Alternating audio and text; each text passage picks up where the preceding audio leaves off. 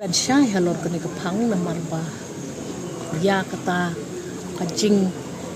khot ne ya wer banyele ya kanu ka election kamsong hanga kasong haka political party kebaterwa ya kata ka tiket sya kita ki prospective candidates dia kumbakalong menta pat don kanu kajing ya keren but nai bangan bun ketin ya kene kakam namar ba kadon ka procedure ya ki APA bero but gin saya kendo lada kawan gum kata kajing terwa ndre kum bakalong menta pat don baterwa pat don bakren pat don kanu ko official communication itu tu ba pida kwa kam day kata kajing kwa ne kajing bam kwa ngatarai bantenju yele election ya ginong song kam day kam kabasuk ki batenju ru ki hab ya pikir bha ubasha tenju ru hab pikir bha te kum bakalong menta kum kane ko ngampat sulap asa jing ko jonga bakan poi kum kata kajing keli yang aru namar kane ke situation kalong extraordinary but nganum ai kanu ko komen rei piru nai shim kanu kajing mudur ab ndalaya khana ndalaya keren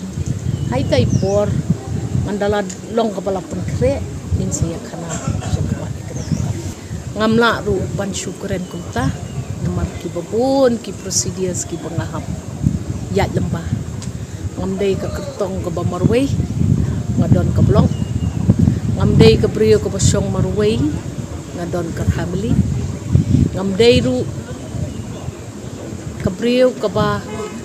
kwa than iki ai re haba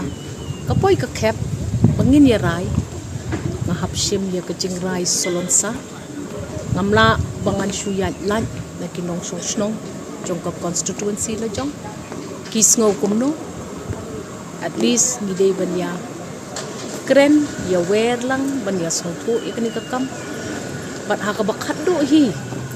haka election MP ka baladep ru ngayo tang kumba arbanai siteng ban penkre ya ka election